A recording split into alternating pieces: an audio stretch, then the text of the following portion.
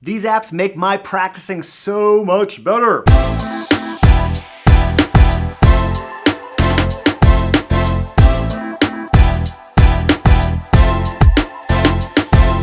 What's going on? It's Jason Heath, and if I got a new device, these are the 6 apps I would install for my music practice right away. I use them all at least every couple of days, some of them every single day. So in this video, we're going to take a look at these 6 apps and why I find them so useful.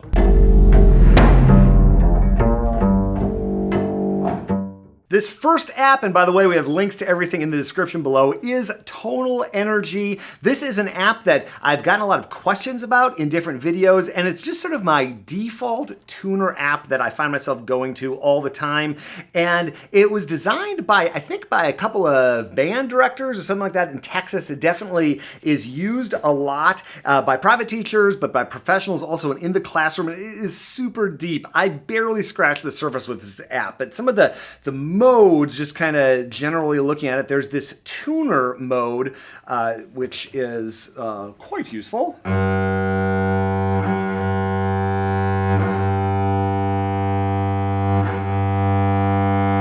And I love the green smiley face feedback that you get when you're in tune. I just did a video on bridge adjusters so I was upping and downing my bridge. That's why my bass is auto tune. I almost never use this tuner mode. I usually keep it on a sound mode, and I love this app for many reasons, but one is that it is loud. So I can put a drone on, let's put a G drone on, and I can hear that over my bass. That seems that's the volume I usually have it at. It's kind of annoying, actually, but very useful. And I use that to practice all different kinds of things. I find drones incredibly helpful. And I can drone on multiple pitches. So I can drone on a G and a D.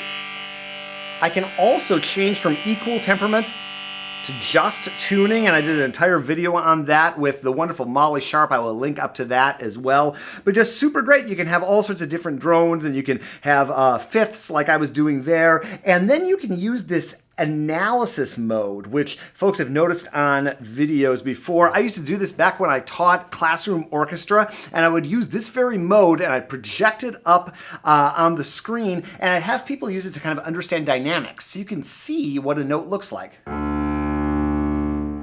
You can look at attack, decay, something sharper. And we would have the whole orchestra doing this and trying to make certain shapes. And that's one mode, but there are many modes. There's also spectral. So this is kind of like your frequency analysis. You can see also note staff, which is a neat mode I rarely use. But every time I try one of these modes, I'm like, oh wow, I should use this more often. It's just a great way to kind of get out of your head and try some new stuff. And then there is a harmonic energy series. I love using this one. And I find that this one, you can really notice where your bow placement is. It's got a great metronome. I usually don't use this as a metronome, but it's excellent. You can do all sorts of subdivisions, so you can really nerd out on this thing. And it has all sorts of recording features in here too. And again, I use other apps for recording, but this one does a great job. And it's probably the most useful set of practicing tools that I've seen on the market. It's also available for iOS and Android. Not all of these are available for Android, but this one is. I discovered Tunable through Molly Sharp, the person that I did this intonation video with a while back. She recommended it for this workshop that we did, and I like Tunable because the feedback that it gives is a little more useful for me as a player, as opposed to Tonal Energy, which is great for getting my instrument in tune, but it kind of jumps around a little bit more. This one, you can really get accurate with your pitch, and it's like trying to stay in the lanes when you're driving a car.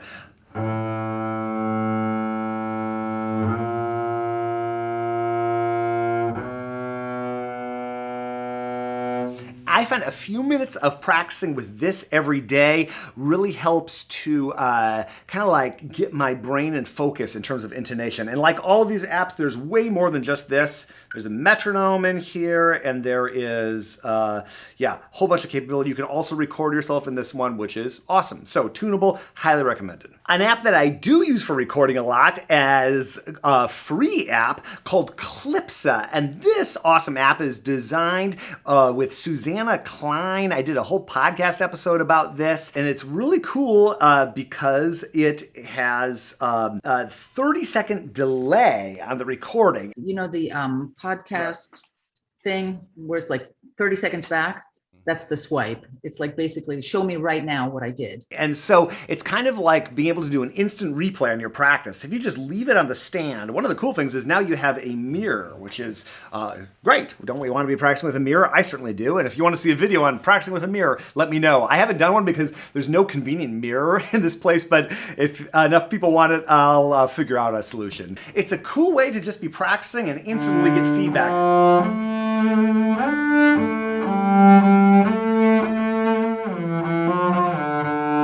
Like, how was the intonation on that?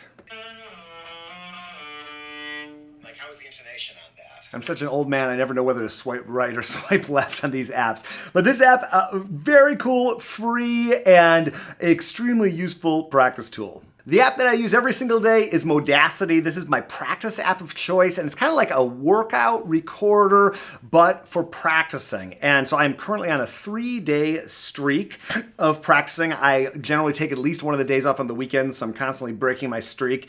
And I have this list called Current, and that's just what I'm working on right now. It's all these exercises set up, and the first thing I do is I click Tune, Rosin, Get Set. And I love that because it now has this timer going, letting me know how long I've been futzing around before I actually start practicing. It also has a record option right here. Press this, record.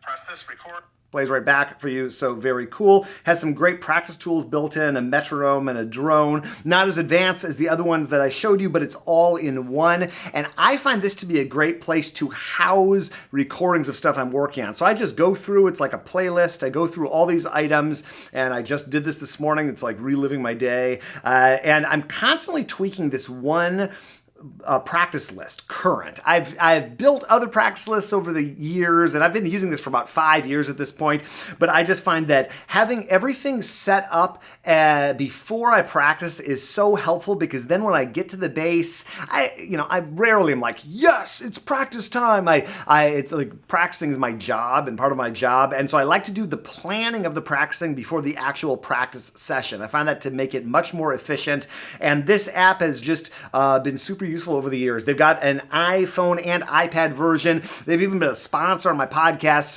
and here on the YouTube channel. These last two are over here on the iPad, and there is forScore is what I'm going to talk about now, and then this other app I've been using for practicing as well. I've done a complete walkthrough video of forScore. I think a couple of videos about forScore, but this app is like the gold standard for music organization, and I have had many friends that have come around to the forScore life. The big bummer about something like digital music is you got to get your physical music, and I've been playing bass for decades, so I've had piles and piles of music at my various offices and homes over the years. I finally sat down and scanned most of it years ago, and I'm so glad that I finally took like a couple full work weeks to just get it all into forScore. It backs up very well, so I have not had any problem moving from iPad to iPad. I think this is my third iPad on which I've used forScore, but it allows you to organize them, and I've done that to an extent, mainly for music I teach with. You can rate it, you can do all sorts of stuff, you can search.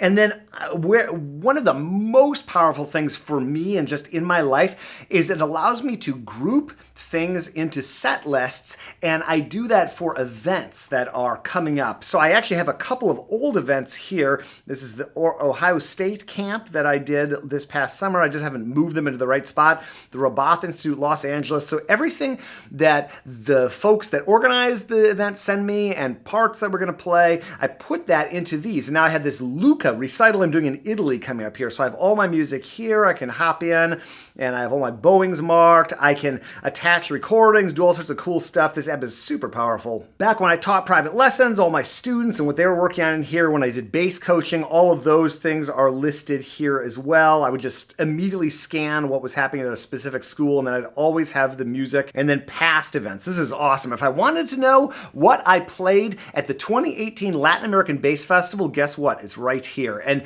that is just so useful for my life because I'm often planning, oh, I need a new bass ensemble piece for a camp that's coming up, but I've done this a lot over the years, so I can hop in and go into the set list from that old event and just kind of get inspired, or, oh yeah, I want to play a solo piece at this upcoming workshop. What have I done recently, or what have I not done recently that I want to revisit? So all of my music, ever since I've started using the iPad, is in here. Yeah, just a beautiful, lovely way to collect information about a piece, and when I come back years later, it's like this rich content with all this metadata surrounding it that just makes my life much easier. Now, the last app, which I sort of stumbled upon by accident, is Newzik. And this app, I've just been so charmed by following along with this app and the creators behind it.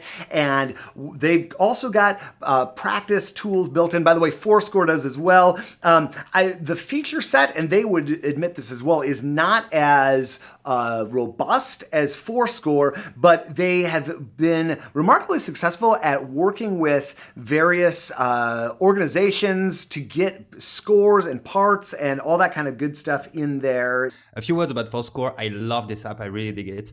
I'm using it personally as well.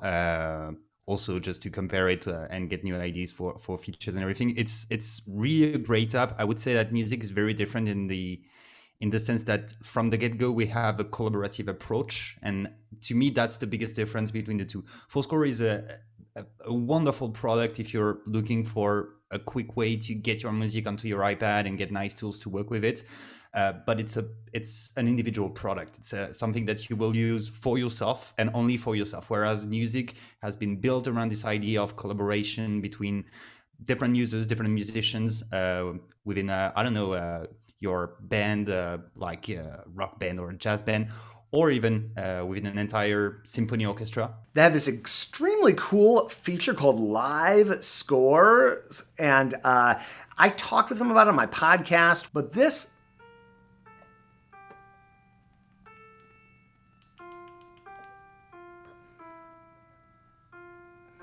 if I remember correctly, it basically turns it into MIDI, and it allows you to practice along with things, and it's an incredible way to get like a digital rendition of a piece and then you can do all sorts of things with. So really cool app. What I started to do with this app is there's so much in forScore for me.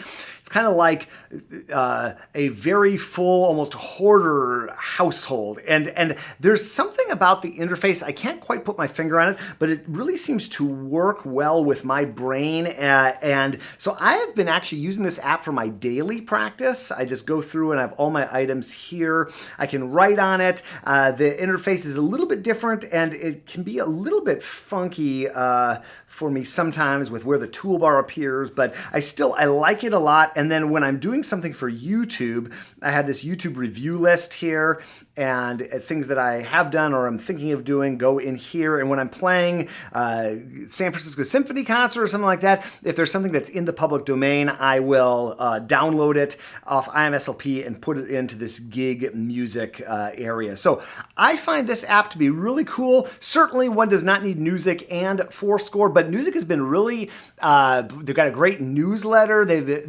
They seem to be innovating at a really cool clip. They're from Europe, so it's just kind of interesting to see how, not that matters, but just a little bit of a different approach to the app than forScore, which I love and have used forever and ever. But I like Newzik a lot, and if you're looking to just sort of experiment or look at some different options, give them a look. All of these apps, with the exception of Clipza, are either freemium or have some sort of paid plan, but all of these apps combined are less than the cost of one lesson, or like a couple cakes of rosin. So I find that they have benefited my life greatly. Thank you so much for watching this video, and you want to go down this rabbit hole? Check out what we've got linked up.